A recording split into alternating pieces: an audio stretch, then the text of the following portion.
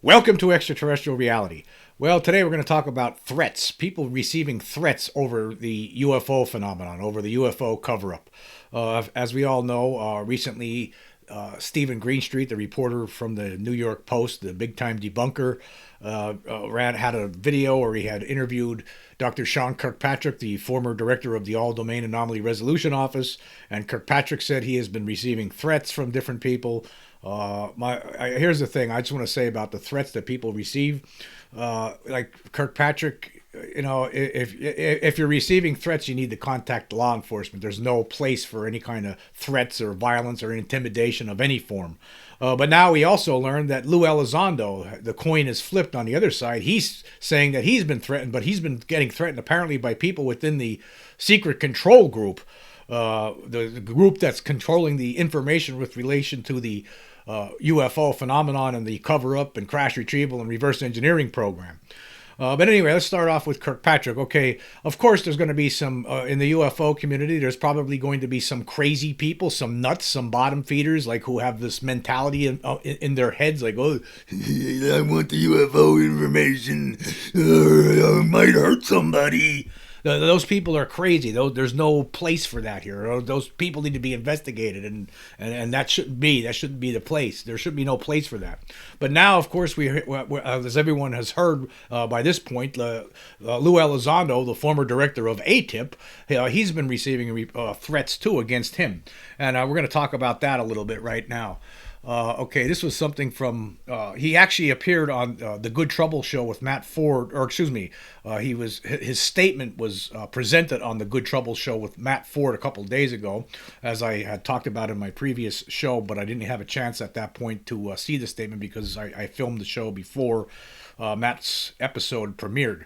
But anyway, you probably heard a lot about this, and I'm just going to read a portion of Elizondo's statement, and here's what he said. He wrote, "To add insult to injury, I was notified yesterday that there may be a personal threat against myself and several other whistleblowers formerly associated with the UAP effort for the United States government. As such, I would like to make this perfectly clear to the American people. I am not prone to accidents. I am not suicidal. I am not abusing drugs. I am not engaged in any illicit activities. If something happens to me or my family members in the future, you will know what happened." That's what Lou Elizondo said. He's the former director of the Advanced Aerospace Threat Identification Program, or ATIP. Although even though the government's they don't even want to they're pretending again that it didn't exist. Apparently, there's still this effort ongoing by the control group within the Pentagon to make this all go away for some reason. They want to make it all go away, but as I've been talking about recently, there's no chance of that happening anymore. No chance, and everyone out there knows what I'm talking about. Anyway, so I just want to point that out. I think it's awful that we're living in this kind of world where, because of these programs, that people are getting their lives threatened. I think it's awful. Now, there are some people, even people within the UFO community, that don't believe this for some reason. They don't want to believe it. They don't believe anything. Show me the proof. Maybe there's things that prevents him from showing the proof at this point of the threats that he's receiving. I haven't really seen any proof from anybody from either side about the threats they've been receiving. That should be something that law enforcement or something needs to be looking into this and investigating it. And it needs to end. It needs to stop. It's ridiculous. It's absolutely absurd that people are getting threatened over this kind of nonsense. I don't think that anything should. If something were to happen to Lou Elizondo now, imagine the outcry. So I think he probably felt compelled to make a statement like this just to ensure that nothing happens to him. Similarly to what I believe Bob Lazar did back in 1989 when he went to George Knapp and just spilled everything that he knew about it. I know there's some people in the UFO community who do not believe Bob Lazar. I actually am one of the people in the UFO community who I actually do believe Bob Lazar. So it's protection. It's to try to protect yourself from some of these elements within this control group that they don't want this information out, obviously, for lots of reasons. We don't know, probably because they want to keep it secret because of the reverse engineering aspects to it, but who knows? We just don't know. But that brings me to another story with regards to threats. And this one was, I'm going to read an article from Christopher Sharp of Liberation Times, where he talks about the late BBC journalist Tim Leach. He died back in 2011, but he was actually someone who went to take pictures and video in 1994 in Zimbabwe at the Ariel School in Ruwa, Zimbabwe, and apparently he was threatened. So we're going to read some of this article from Christopher Sharp and talk about that. It says here, BBC journalist Tim Leach was allegedly threatened by the United States Central Intelligence Agency while reporting on a 1995 unidentified anomalous phenomena UAP landing case at a school in Ruwa, Zimbabwe. The case involved 62 students from Ariel School in Ruwa who reported seeing a disc-shaped craft land in a field behind their playground on September 17, 1994, and some students even claimed that humanoid beings emerged from the craft. Now let's all stop here for a second. Now, I've talked about the Ariel School incident multiple times on this podcast. I believe, as far as I'm concerned, it constitutes absolute end-all proof of the alien presence here, because there's just absolutely no chance that over 60 kids could contrive a story like this and continue to tell the same story for 30 years now. We're talking, we're in the 30th anniversary. September is going to be the 30 years anniversary of this event. And of course, there was a handful of these kids. A lot of these kids had seen not only the craft, but the actual two beings that had emerged from this craft, and one of these beings had communicated telepathically with a handful of these kids and put into their minds images of destruction because of technology. Our technology could could cause destruction in the future. So there were, as we all know, I think there's no. How could you deny that it happened? How could you deny it? There's no way that this could be denied. This is something that really happened. There's just no way that these kids could come up with something like this and for all these years keep telling the same story. Anyway, continuing, it says here, following the incident, the BBC's correspondent in Zimbabwe, Tim Leach, visited the school to investigate the case. After filming a report and sending the tape to London to be aired on the BBC, the tape went missing. That meant Leach had to file a separate report. Liberation Times can reveal that according to a source who wishes to stay anonymous, Leach confided that he had received threats from the CIA. Leach indicated that the CIA was interfering with his story. The source also provided Liberation Times with audio of a conversation with Leach from 1994, in which the journalist, sounding rattled, warned them to be very careful. Leach, a former head of the Foreign Correspondents Association, died in 2011. News regarding the CIA's alleged involvement in the Ruwa case comes months after the Daily Mail revealed allegations that the agency's Office of Global Access had conducted multiple retrieval missions of non-human craft. 3 sources who spoke to the Daily Mail on condition of anonymity to avoid reprisals were all briefed by individuals involved in those alleged UFO retrieval missions. One source told the Daily Mail that the CIA has a system in place that can discern UFOs while they're still cloaked, and that if the non-human craft land, crash, or are brought down to Earth, special military units are sent to try to salvage the wreckage. Sources tell Liberation Times there is historical evidence that suggests certain elements of the United States government have been involved in nefarious activities to intimidate UAP witnesses. And then the article talks about what we were just talking about, Lou Elizondo, as well as other whistleblowers. David Grush, he talked about this. People who get their lives threatened because of their desire to reveal the truth to the world about what they know about crash retrieval and reverse engineering programs. It's the same old story. We've been hearing these kind of stories for years. Obviously, it's true. Just too many people have talked about this over the years. It's just a shame that this is the reality that we live in. But this is what happens when power gets out of control. We give people power. We're supposed to trust them, and this is what we get instead. We get threats. We get intimidation. I was just talking recently with about the crash, the alleged 2 crashes in Ely, Nevada, with Jeremy Metter, who investigated this over a 14-year period. He has been intimidated. There were people that witnesses to these events that he tried to talk to or did talk to at different points, but they were intimidated. In fact, there was one of the witnesses, there were imposters that showed up at their house pretending it was pretending that it was Jeremy Metter and his a friend, and they never even went there. And he found this out later, and then this witness wouldn't talk to them again because they were so afraid of this. Other people were approached by apparent government officials, told never to say anything about this. This was with regard to two different crashes that occurred near Ely, Nevada, one in 1953 and the other one in the early 1960s, either 1962 or 1964. So we've been hearing all these stories over all these years about people getting threatened and intimidated, who have information with regard to UFOs, UFO crashes, alien encounters, reverse engineering programs. Anybody who has that kind of information and tries to share it with the public, it seems like they get intimidated and threatened, and it needs to stop. It needs to stop. Well, actually, it seems that Congress is hearing this now. Representative Tim Burchett is now has putting forward legislation, and it's bipartisan. It's back in a bipartisan fashion, by different people and by different some of his colleagues. And so he makes this bill that would declassify UFO documents. I mean, we're not whatever we're doing. We haven't been doing enough, obviously, because we're still if people like Elizondo are still getting threatened over this. And even if you want to look at the other side and say Sean Kirkpatrick is getting threatened by crazy people in the UFO community, well, guess what? We can bring this all to an end if we all just, say, okay, you know what? Its game is over. Everyone knows now. Everyone knows that there's something going on. It's time to come clean.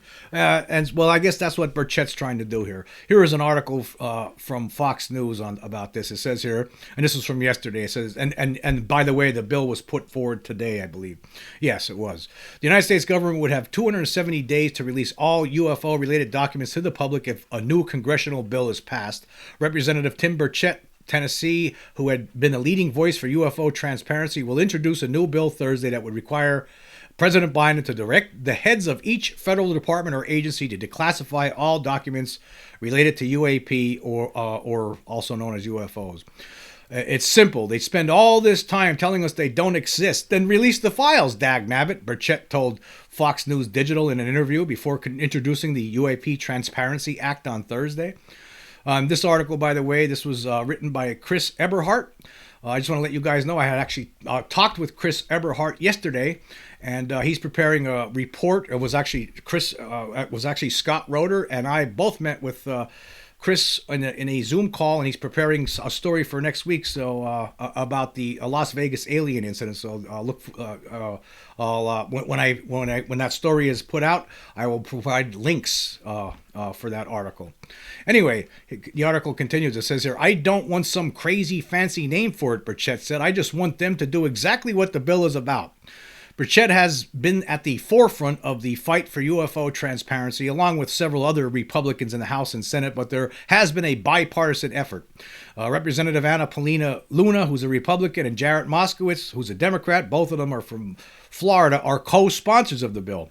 In a previous interview, Burchett said he believes there has been a cover-up and that tens of millions of dollars are being spent on something that you say doesn't exist, and yet you continue spending money on it. It makes you wonder. The 1.5-page bill would not only force the president to direct federal agencies to declassify UFO-related files, but it would require the president to file quarterly reports that would update the House and Senate subcommittees on the progress toward releasing the information. Well, that's good. I'm glad to see there's been some movement with regard to getting this over with already, getting the disclosure over with already. I mean, well, we all know anyway, right? I mean, we all have the evidence. We're all seeing it with our own eyes. I wonder if Burchett's aware of this Vegas stuff that we've been talking about on here. And now more people are talking about, more podcasts are picking up on this. And Scott Roeder's been appearing in more shows and going on TV talking about this. Like I told you before, folks, on April 2nd, Vindication Day. It's only a matter of time. This is all nonsense what's going on here. We know there's something here, right? And here's what I got to say about that. Is the United States government, okay, we have this evidence now that shows that in April 30th, the late hours of April 30th, 2023, and the early morning hours of May 1st, 2023, that there were alien beings, that some kind of craft came down, made a hard landing or something in the backyard of the Kenmore family in Las Vegas, right? And there were beings there. They actually saw beings, and we actually have we have actual video evidence that shows these beings in there. I mean, We have the evidence now. It's a done deal. People need to start realizing this. There's some kind of ontological shock going on where for some people, it's just not, they can't process it, but it's here. We have the evidence now. It's over. It's over. So I want to say this to the Pentagon. So you're going to tell us that you don't know anything about this? You know nothing of this? Boy, I'd be pretty scared if you don't know anything about what was in that yard that night. You're going to tell the whole world, the whole United States, right? You're going to tell every citizen in the United States, you don't know anything about this. It would actually be a lot better for you to come out right now and get it over with. Just get it over with. Send someone out right now. Say, look, we've been looking into this. We know all about it. We can't talk about it. Make some kind of statement. You got to do something. The cat's out of the bag. It's over. It's just a matter of time before more and more people see this evidence. What are you waiting for? What are you waiting for? People are going to sleep a lot easier if they know for a fact that you're reverse engineering this and that you have recovered crashes, because they're not going to be as scared when they see that evidence. Oh, the government's been looking into this for 80 years. They have something figured out. You got to do something like that, right? The evidence is out there. What are you waiting for? What are you doing? So that's where I'm at with this. That's why this has to come out. They have to disclose now, despite all these other things, all the other stuff that's going on right now in the UFO discussion, right?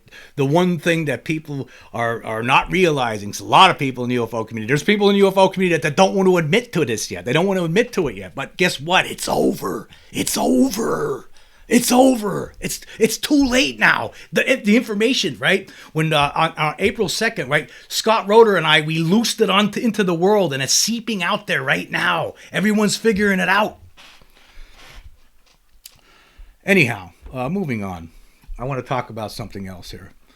Now, there was a big thing on Twitter recently, just the last couple of days, that the Pope, the Vatican, was going to talk about extraterrestrials today during a press conference. Well, guess what? It wasn't about that, folks. It wasn't about that.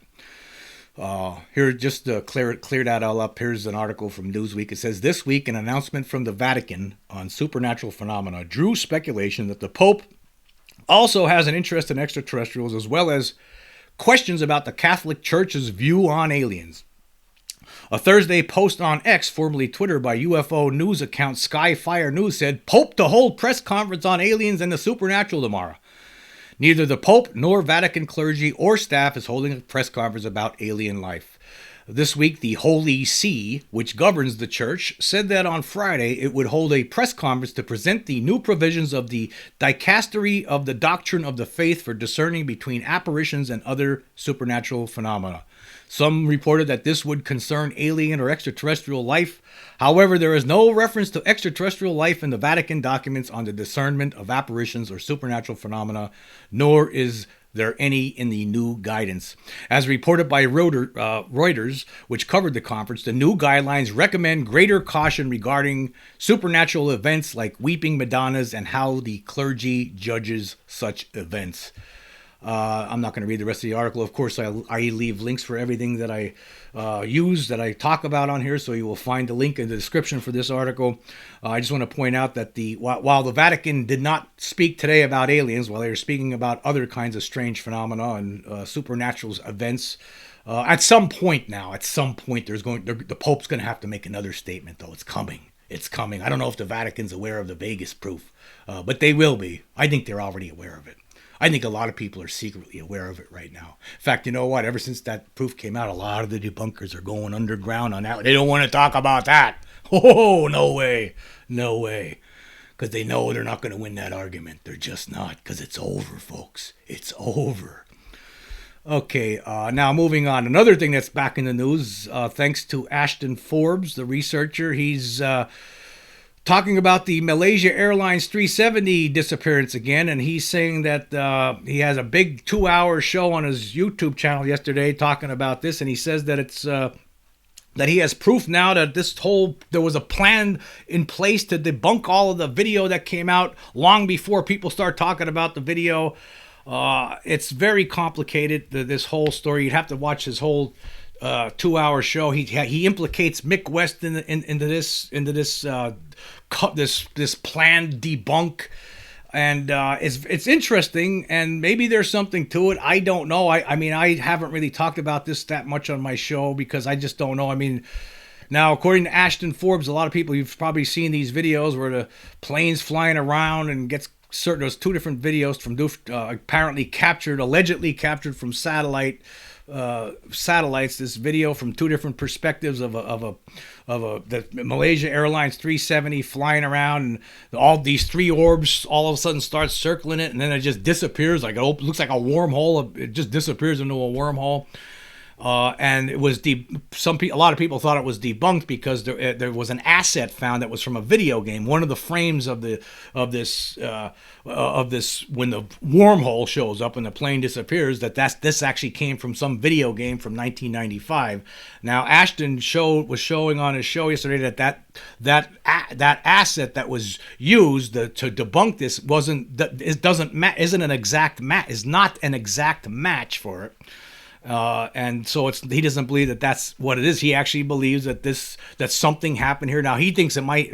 He seems like this is technology that's being used by the United States or somebody. He thinks it's human technology. I don't know. I don't know if this is true or not. But here's the thing. I wouldn't agree with the human technology. If this is real, I think it would be alien technology, and that would be the reason to cover it up. I don't see why. I can't imagine put it this way, if the United States or scientists in the United States created some kind of technology like this, right? They're not going to. I just can't imagine smart people sicking these kind of things onto a plane filled with innocent people and killing them. I just can't imagine that happening. But I mean, what do I know? I don't know. I'm not sure if I believe this or not. I need to know more about it. Ashton Forbes is extremely positive about this. I just don't know. Now, Mick West made a statement today saying that it's all not true.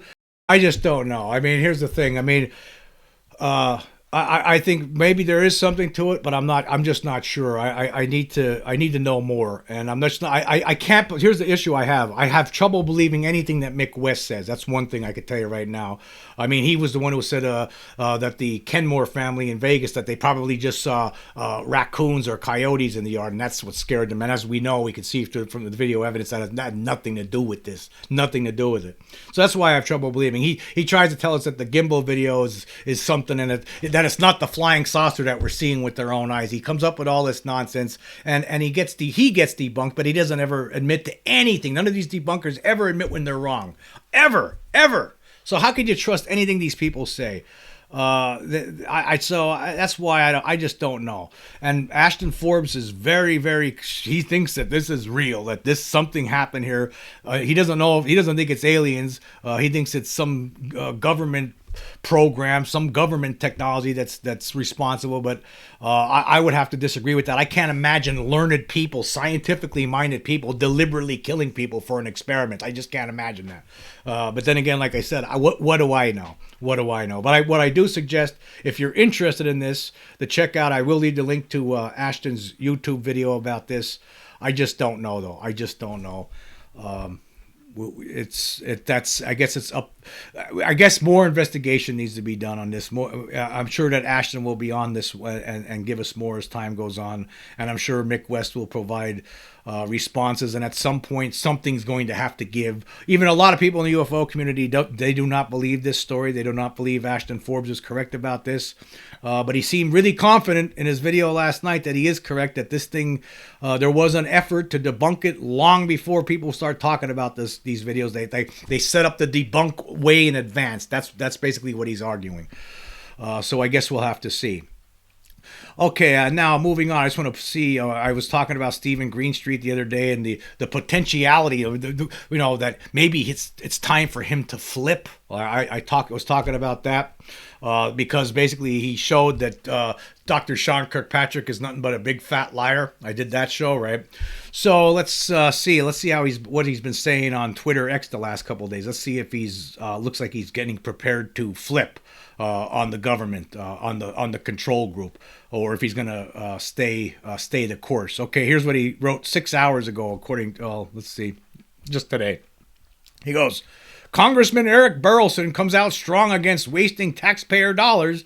Back in March, Burleson signed a letter asking for taxpayer resources to look for alien space monsters. Okay, let's look at another tweet that he wrote. The umpteenth example of inaccuracies, deception, and bonkers nonsense coming out of Brandon Fugel's Skinwalker Ranch. No, it doesn't look like he's changing, folks. He's not going to flip. He's trying to get back in good again with Susan Go and company, with the control group. He likes that. He likes having that access. Actually, he's probably just a useful idiot. He's just play acting and useful idiot. Whatever he is, he's not going to flip. He's not going to do anything like that. Again, all of that was just speculation on it. And one of the followers, one of the subscribers to my YouTube channel made that suggestion. Where I read that note, that message, and obviously it doesn't look, if he's going to flip, it doesn't look like he's ready to do it right yet. He's still trying to make a fool out of people in the UFO community. So forget about it. Okay. Well, I just want to say this. Again, I want to get back to my other point that I was making before. It is time. It is over. Forget about everything else. Forget about everything else, right? I don't care, right, about anything else that anybody's talking about. We have evidence now that there's an alien presence on this planet. And if the Pentagon is going to tell us they don't know anything about this stuff, then I'm going to be concerned, I think. You don't know anything about this? Boy, it looks like there's aliens from outer space invading here. You don't know anything about it? You're not prepared for this? Are you really not prepared for this? You haven't been reverse engineering this stuff? You should be. I really wish you would. I wish I would know that they have been reverse engineering this stuff. I really wish they would be able to tell us that, right? I wish I would know that info. I want to know that information now. It would make me sleep better at night. Because if they're say what they're saying is true, that they don't know anything, Roswell never happened, none of this stuff ever happened. Well, actually, people in this country, people in this whole world are going to be really hoping now, they should be, right, that it did happen and that you have been studying this stuff secretly, right? Because guess what? They're going to all see that video and that information. Again, it's loosed upon the world. It's time to make a statement. It's over. Where's Congress at? Congress should be showing the Pentagon these videos. They should be showing that Vegas video in Congress. They should have a session on that. They should be talking about it, a hearing. Look at this. Bring Scott Roeder in to testify. It's over. It's over. And one more thing before I go. One of my biggest fans recently, Mr. Grey Owl, sent me this new item here. Now, for people who are listening to this, you can't see it, but it might look like some bolt cutters, right? But that's not what it is, according to Mr. Grey Owl. This is the extraterrestrial reality anti-mantis exoskeleton management device. That's what this is.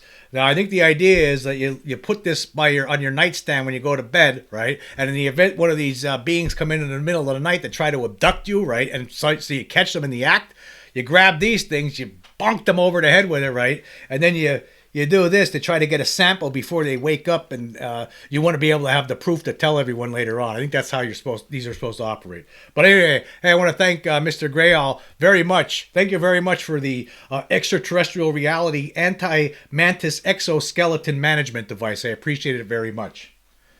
Anyway, I want to say thank you all for joining me. Until next time.